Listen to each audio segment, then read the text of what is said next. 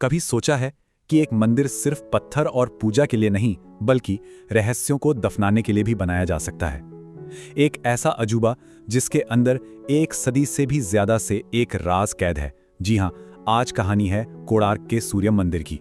तो सीधा मुद्दे पर आते हैं। आखिर 1903 में ऐसा क्या हुआ कि इस 800 साल पुराने शानदार मंदिर को रेत से भरकर हमेशा के लिए बंद कर दिया गया?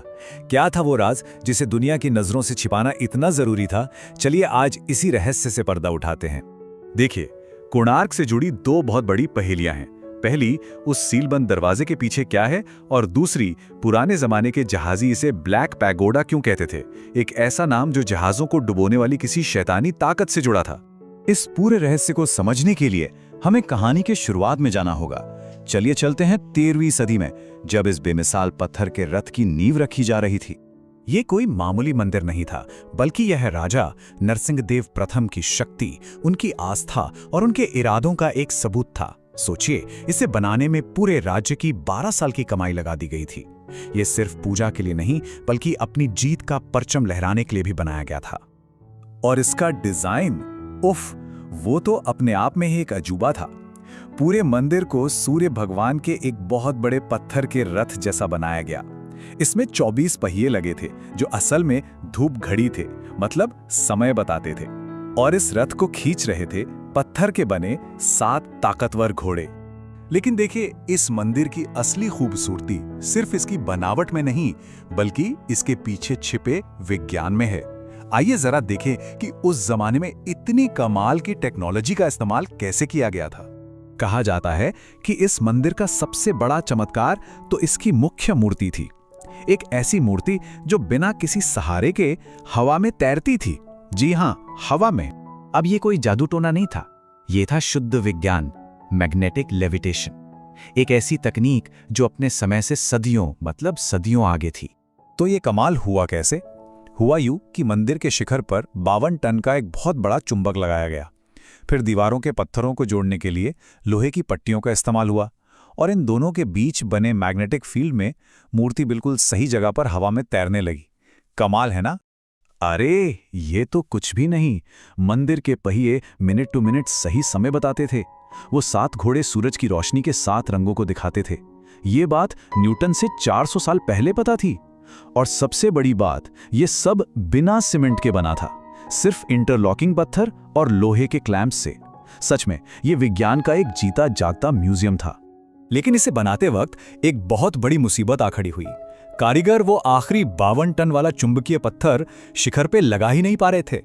और राजा का हुक्म था कि अगर सूर्योदय तक काम पूरा नहीं हुआ तो सभी 1200 कारीगरों को मौत की सजा दी जाएगी। जब बड़े बड़े अनुभवी कारीगरों ने हार मान ली, तब सिर्फ 12 साल के एक लड़के धर्मपद ने, जो कि मुख्य आर्किटेक्ट का बेटा था, रातों रात उस नामुमकिन काम को मुमकिन कर दिखाया और 1200 लोगों की जान बचा ली।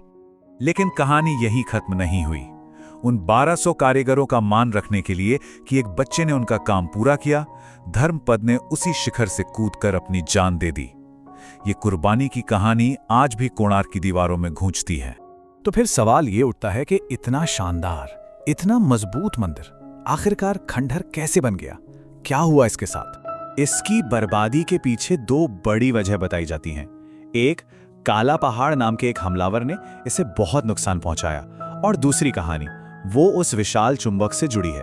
कहते हैं कि वो 52 टन का चुंबक इतना पावरफुल था कि समुद्र में मीलों दूर जहाजों के कंपास को घुमा देता था। जहाज रास्ता भटककर चट्टानों से टकरा जाते थे। इसी वजह से पुर्तगाली नाविकों ने इसे ब्लैक पैगोडा नाम दिया, और अपने जहाजों को बचाने के लिए उन्होंने वो चुंबक ही निकाल दिया।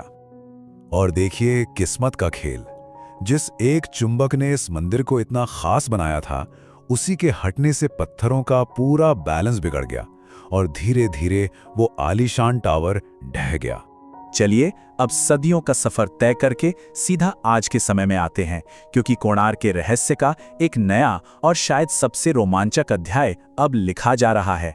1903 में अंग्रेजों ने इसे रेत से भरकर सील कर दिया था, लेकिन अब 100 साल से भी ज्यादा के बाद आर्कियोलॉजिकल सर्वे ऑफ इंडिया इसे फिर से खोलने की तैयारी कर रहा है। रेत को बाहर निकालने का काम शुरू होने वाला है। और हाल ही में हुई शुरुआती ड्रिलिंग से एक बहुत ही दिलचस्प बात पता चली है। अंदर भरी हुई रेत जो कभी छत तक थी अब धंस गई है और ऊपर लगभग 13.5 मीटर की खाली जगह बन गई है।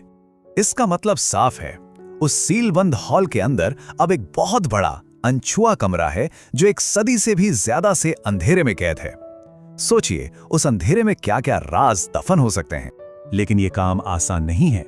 चुनौती ये है कि जिस रेत ने 100 साल तक दीवारों को सहारा दिया, उसे हटाने से कहीं पूरी इमारत ही ना गिर जाए।